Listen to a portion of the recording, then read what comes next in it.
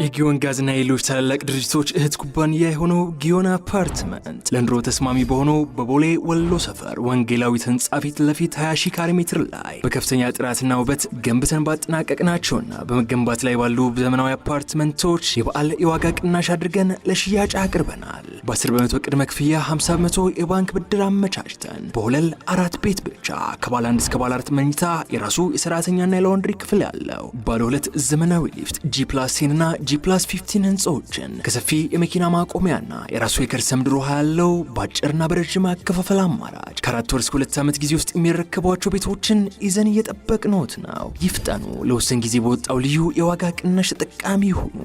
ይህ አዋዜ ልዩ ትኩስ ነው። አሜሪካ እስካሁን ፍሬ አልባ የሆነውን በራሽያና በዩክሬን መካከል የሰላም ስምምነት የማፈላለግ ጥረቷን የሚያግዝ አዲስ ሐሳብ ባለፈው ሐሙስ አውሮፓ ፓሪስ ውስጥ ማቅረቧ ተሰማ። ሐሳቡ ለዩክሬንና ለአውሮፓ አጋሮቿ የቀረበው ፓሪስ ላይ ሲሆን ቀደም ሲል እንዳልኳችሁም በከፍተኛ ባለሥልጣኖች ደረጃ በተካሄደ ውይይት ላይ ነበረ። አሜሪካ በቦታው በውጭ ጉዳይ ሚኒስትር ማርኮ ሩቢዮና በልዩ መልእክተኛ ስቲቭ ዊትኮፍ ተወክላ ነበረ። ሐሳቡ ሞስኮ በ2014 በፈረንጆች አቆጣጠር የራሷ ግዛት አድርጋ የጠቀለለቻትን የክሬሚያ ልሳነ ምድርን በራሽያ የግዛት አንድነት ስር ለማወቅ የትራምፕ አስተዳደር ዝግጁ መሆኑን የሚያሳውቅ ነበረ። አንድ ስለ ሰላም ማዕቀፉ ፍሬምወርክ የሚያውቁ ባለሥልጣን ለሲኤንኤን እንደገለጹት አሜሪካ ሐሳቡን ለዩክሬንና አጋሮቿ ባለፈው ሐሙስ ፓሪስ ውስጥ ከማሳወቋ በፊት ለሞስኮ የገለጸች መሆኗም ታውቋል። የሰላም ማዕቀፉ ራሽያ በ2014 የተቆጣጠረችውን የክሬሚያ ልሳነ ምድር የራሽያ አድርጎ በመቀበል ለ10 ዓመታት ዩክሬንን በተመለከተ የጸናውን የአሜሪካ ፖሊሲ ይቀይራል። ማዕቀፉ በተጨማሪም የተኩስ አቁሙ ሁለቱ ሀገሮች ወታደሮቻቸው በሚቆጣጠሩት ግዛቶች ላይ ወይም አሁን ባላቸው ጦር ግንባር ላይ ይሆናል ብለዋል። ዳንኤል፣ የሚገርም ዜና ነው ዛሬ ሰማ ነው። እስካሁን ድረስ የዶናልድ ትራምፕ አስተዳደር ያው በይፋ ይህንን የዩክሬን ጦርነት ለመፍታት ያለውን አቀራረብ ወይም እቅዱን በምን መንገድ ለመፍታት እንዳቀደ በተጨባጭ የገለጸበት ሁኔታ አልነበረም። በቀጥታ ከራሽያ ፕሬዚደንት ጋር የስልክ ግንኙነት ተደረገ፣ 1 ሰዓት ተኩል የፈጀ። ከዛ ከዩክሬን ፕሬዚደንት ጋር ተደረገ። እንዲህ ያለ የሳውዲ አረቢያ ግንኙነቶቻቸው ይጠቀሳሉ። እነዚህ ነው የነበሩትና ምንድነው አክቹዋሊ አሜሪካ ይሄንን ዓለምን ወደ 3ኛ የዓለም ጦርነት አፋፍ አድርሷል ብለን የተጨነቅንበትን ጦርነት ለመፍታት በምን መንገድ እፈታለሁ ብላ ምን ሐሳብ ይዛ ቀረበች ለሚለው በተጨባጭ የሰማንበት ሁኔታ አልነበረም። በተለያየ መንገድ በዶናልድ ትራምፕ ዙሪያ ያሉ ባለሥልጣኖች በፊት ያልተሾሙ ነገር ግን የታጩ አሁን ደግሞ ብዙዎቹ በስልጣን ላይ ሆነው የምንመለከታቸው የተለያዩ ለፕሬዚደንት ዶናልድ ትራምፕ የቀረቡ ባለሥልጣኖች ይሰጡ በነበረው ወይም ይሉ በነበረው አንዳንድ ነጥብ መነሻነት ነበረ እስካሁን ድረስ ዶናልድ ትራምፕ አቋማቸው ይሄ ሊሆን ይችላል፣ በተለያየ መንገድ እየገለጹት ያለው ይሄ ሊሆን ይችላል በሚል ነበረ ስናይ የነበረው። አሁን ግን አሜሪካ ባለፈው ፒተርስበርግ ውስጥ ፕሬዚደንት ዶናልድ ትራምፕ ጋር የአሜሪካው ልዩ ልዑክ ስቲቭ ዊትኮፍ 4 ሰዓት የፈጀ ውይይት ባደረጉበት ወቅት መሆን አለበት ያለ ጥርጥር በአሜሪካ በኩል ይሄ አሁን በዜናው ላይ የሰማኸው የክሬሚያ ልሳነ ምድርን ራሽያ ወደ እሷ ግዛት የጠቀለለችው ያው በህዝበ ውሳኔ ነው የምትለው እሷ የጠቀለለችው በ2014 ነበረ በፈረንጆች። ይሄንን ልሳነ ምድር በተመለከተ የጆ ባይደን አስተዳደር በተደጋጋሚ አቋሙን ገልጧል። አውሮፓ እንዳለ ኔቶ ልትለው ትችላለህ፣ ክሬሚያ ልሳነ ምድር የዩክሬን ነው ብለው ያምኑ ነበር። በተለይ ደግሞ አሜሪካ ከጦርነቱ በኋላ በመሪነት ደጋግማ ማንኛውም የሰላም ሐሳብ ወይም የሰላም እቅድ ቢመጣ ይሄን ፌብሩዋሪ 24 2022 በፈረንጅ በኢትዮጵያ የካቲት 17 2014 ይፈነዳ ጦርነት ሊቋጭ የሚችል ማንኛውም የሰላም ሐሳብ ክሬሚያ ልሳነ ምድር የዩክሬን መሆኗን ማጽናት አለበት። አሜሪካ የምታውቀው ይህን ነው በሚል ደጋግማ አሜሪካ ትሰጥ ነበር።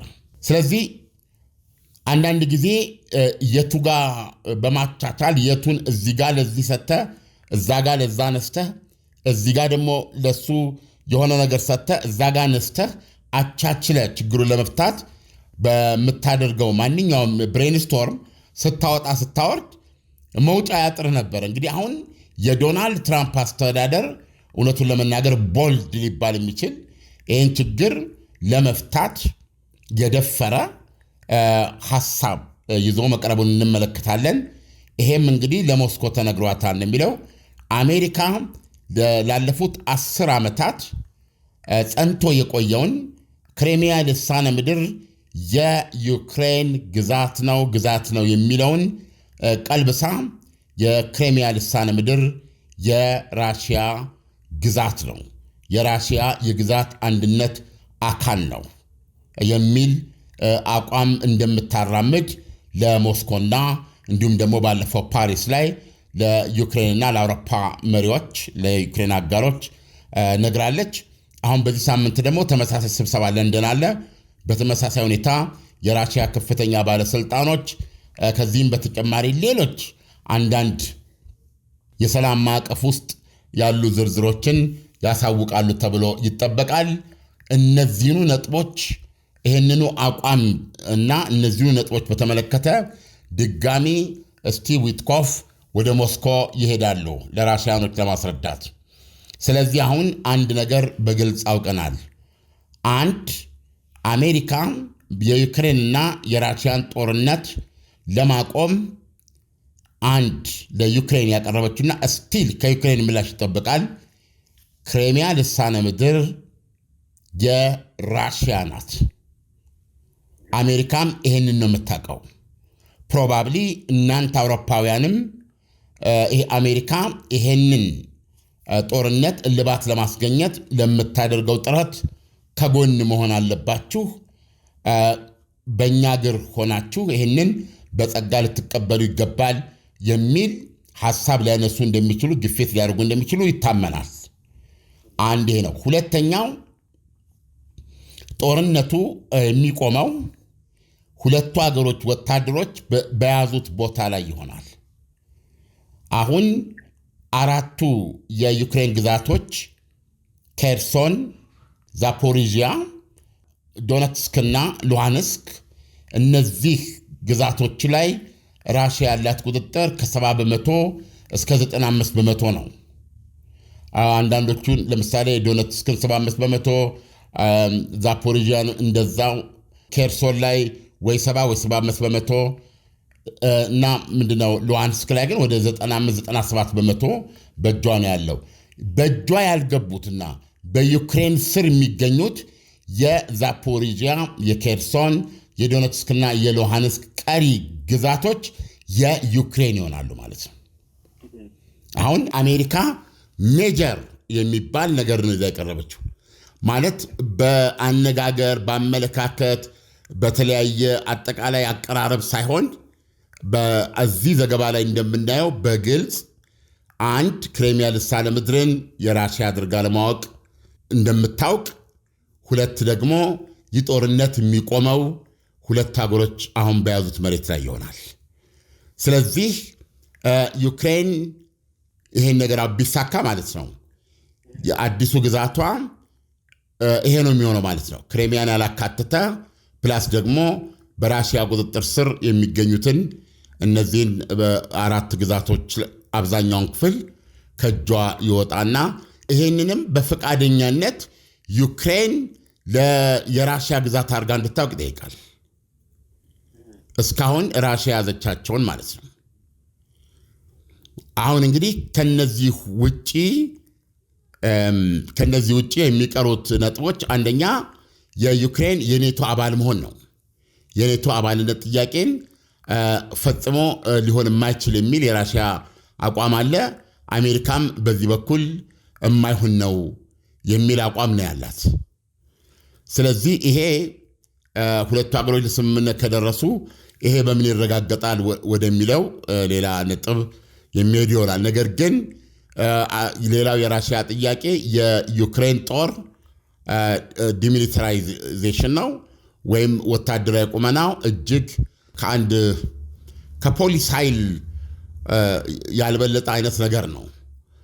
ቁጥሩ በጣም ውሱን፣ ትጥቆቹ ደግሞ አንድም ስትራቴጂክ መሳሪያዎችን የማይኖሩት ሰላማዊና ገለልተኛ የሆነች ዩክሬን ነው እንድትኖር የምትፈልገው።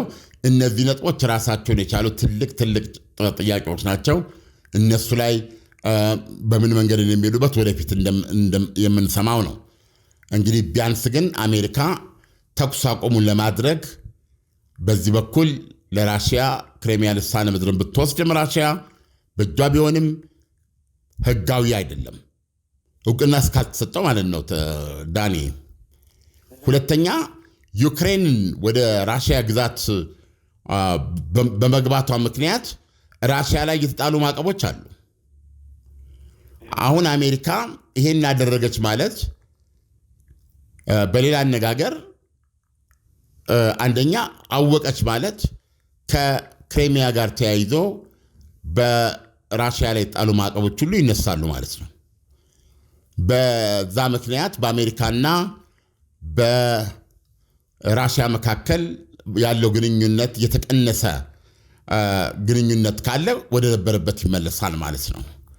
አሁን እንግዲህ ምላሹ የሚጠበቀው ከሁለቱም ነው ዳንኤል። ይሄ ምንድነው? አንደኛ የዩክሬኑ ፕሬዚደንት አሁን በቅርቡ በሰጡት መግለጫ ሬድ ላይን ነው ብለዋል። ክሬሚያ ልሳነ ምድር የዩክሬን ነው። እንደዚሁም ደግሞ አሁን የተያዙት 4ቱ ግዛቶች የዩክሬን ናቸው። በእነዚህ የዩክሬን ግዛቶች ላይ እነዚህን ግዛቶች የኛ አይደለንም ብለን ለሌላ የምንሰጥበት አንድም አካሄድ አይኖርም። ይሄ ሬድ ላይን ነው ብለው አስቀምጠዋል።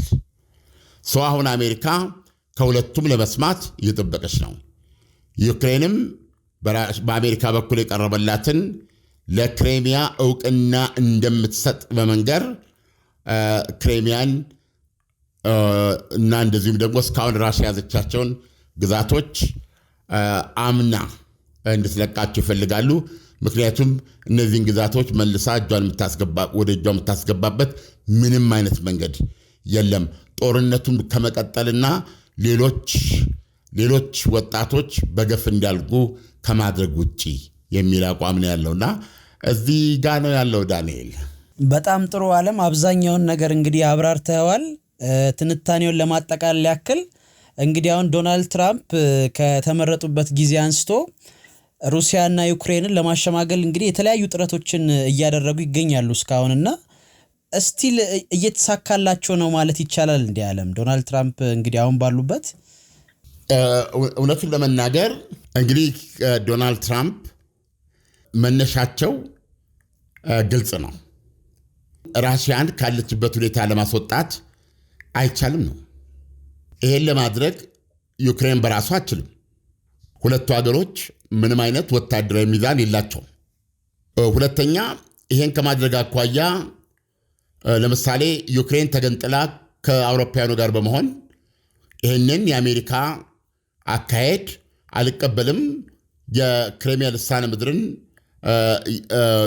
በራሽያ ግዛት ውስጥ ሲሆን በጽጋ አልቀመጥም፣ ውጊያ እቀጥላለሁ የምትል ከሆነ ለአሜሪካ ኦፕሽን ይሰጣታል።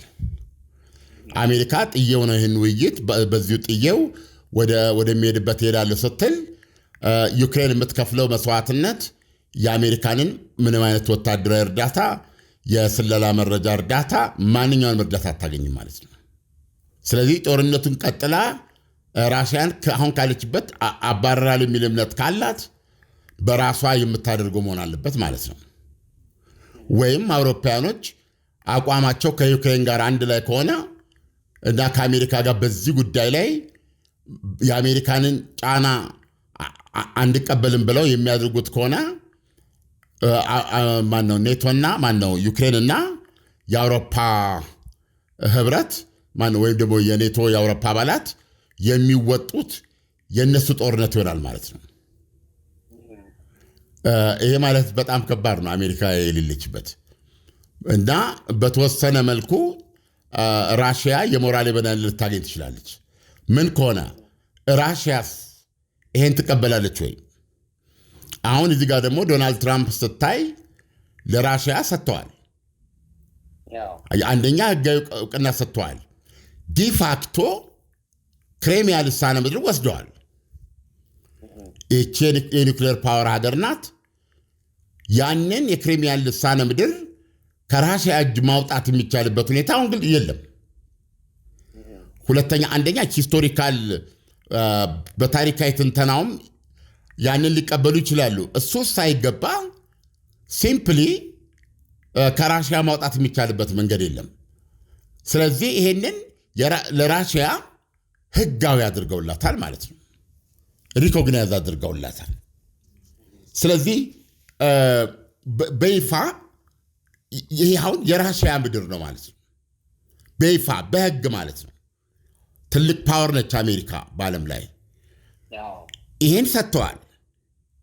አሁን እንደምንሰማው እንዳቀረቡት ሐሳብ ኦልሞስት አሁን የያዘቻቸውን ግዛቶች በሙሉ በተመሳሳይ ሁኔታ there is no way አሁን ራሽያ ያላስወጣ ብለው እሳቸው እዚህ ውጊያ ውስጥ ሊገቡ ዝግጁ አይደሉም። ስለዚህ ትውልድ ያልቃል። ዩክሬን በዶናልድ ትራምፕ እይታ እያነሰች ቶታሊ ላትኖር ትችላለች፣ በዚህ መንገድ ልጠፋ ትችላለች ነው የሚሉት። ምክንያቱም ኢቨንቹዋሊ ወደ ሶስተኛው ዓለም ጦርነት ለመግባት የሚዋጋ የለም ነው። ስለዚህ አሁን ዘቤስት ምንድን ነው እሳቸው ያቀረቡት? አሁን የያዘችውን ይዛለች፣ የቀረው ምድር ላይ ግን የለመለመች ዩክሬን እንድትሰራ አግዛለሁ ነው እሳቸው። ከጦርነት ተላቀቀች፣ የተፈጥሮ ሀብቷን የምታለማ ዜጎቿን ከዚህ ከጦርነት አረንቋ ውስጥ አውጥታ መልሶ ግንባታ ጠቅላላ የፈረሱ ከተሞች አሏት፣ እንደገና ህይወቷን እንድትገነባና ከዚህ በኋላ ምንም አይነት በምንም መንገድ የራሽያ ጥቃት ሊካሄድባት የማይችል ሀገር አድርገን እንገነባላታለን ነው ያሉት። ኢቭን መጀመሪያ ላይ ያሉት ሐሳብ አሁን በዝርዝር በዚህ በቀዳችሁ ላይ ቅርብት አናቅም የሚኖራት ሚሊተሪ እንኳ ይሄ ስምምነት ከተደረገ በኋላ በጭራሽ የማይደፈር ለመከላከል ብቃት ያለው አድርገን እንገነባለን የሚል ነበረ መጀመሪያ ላይ ያሉት። ይሄ ነው ዳኒ ያለው ነገር። አሁን ስጋቴ ምንድን ነው? ዩክሬን አልቀበልም ልትለው እንደምትችል ሁሉ ሞስኮም የቀሩትን ግዛቶች የአራቱን ግዛቶች የቀሩትን መሬትን በእጅ ካላስገባው በተጨማሪም የኔቶ አባል እንደማትሆን ዲሚሊታራይዝድ እንደምትሆንና ቅድም ያልኩ ወታደራዊ ቁመኗ ከጠንካራ የፖሊስ ኃይል ያልበለጠ መሆኑን በማላረጋግጥበት ሁኔታ አልቀበልም ሊሉ ይችል ይሆናል። ስለዚህ አሁን መውጫ መንገድም ለዚህ አሜሪካ አስቀምጣለች። በዚህ መንገድ ከሁለቱም የምትሰማው ምላሽ እንዲህ ወይም በማንኛውም ቋንቋ አይሆንም ተብሎ የሚተረጎም ምላሽ ከሆነ ሙሉ በሙሉ ከጉዳዩ ራሷን ታወጣለች ማለት ነው። አንድ ልዩነት ቢኖር ምንድን ነው? አሁን በዚህ ሲቹዌሽን ውስጥ እንበል ዩክሬን ይሻለች እንበል። ዩክሬን ኦልሬዲ እስካሁን የተያዙ ግዛቶቿን በራሽያ ያው ይዘዋለች ብላ አምና የምትቀበልና ክሬሚያ ልሳነ ምድርን በተመሳሳይ የምትቀበል ከሆነ በሁለቱ ሀገሮች መካከል ዘላቂ የሰላም ስምምነት ይፈርማል ማለት ነው። ተኩስ ማቆም ብቻ ሳይሆን ዘላቂ የሰላም ስምምነት ይፈርማል። ሁለቱ ሀገሮች አዲስ ድንበር ይኖራቸዋል ማለት ነው። የራሽያ ግዛት 20% የሆነውን የዩክሬን ግዛትን ያካተተ ይሆናል ማለት ነው። ከጦርነቱ ከፌብሩዋሪ 24 2022 በኢትዮጵያ የካቲት 17 2014 ጦርነት በፊት የነበረችው ዩክሬን ማይነስ ክሬሚያ የሆነች ዩክሬን አሁን 20% ግዛቷን አታ ቀሪው 80% ግዛቷ አዲሲቷ ዩክሬን ትሆናለች ማለት ነው። እዚህ ላይ የተመሰረተ የዘላቂ ስምምነት የሰላም ስምምነት ይፈርማል። ጦርነቱም ለአንዴና ለመጨረሻ ጊዜ ይቆማል። ይሄ ሲሆን ግን ትልቁ ጥያቄ ከዛስ በኋላ ቀሪዋ ዩክሬን ምን አይነት ዩክሬን ናት የሚለው ላይ ወታደሯ ራሽያ እንደምትፈልገው እንዲኮስስ የዶናልድ ትራምፕ በዚህ ይስማማሉ። የኔቶ አባል አለመሆኗ የሆነ መፍትሄ ሊበጅለት የሚችል ሊሆን ይችላል። ለምሳሌ አውሮፓ ህብረት አባልነቷ ልትቀጥል ትችላለች። ይሄ የኔቶ ጉዳይንም አባል ሆናለሁ ብለሽ አትጠብቂ ብላለች አሜሪካ።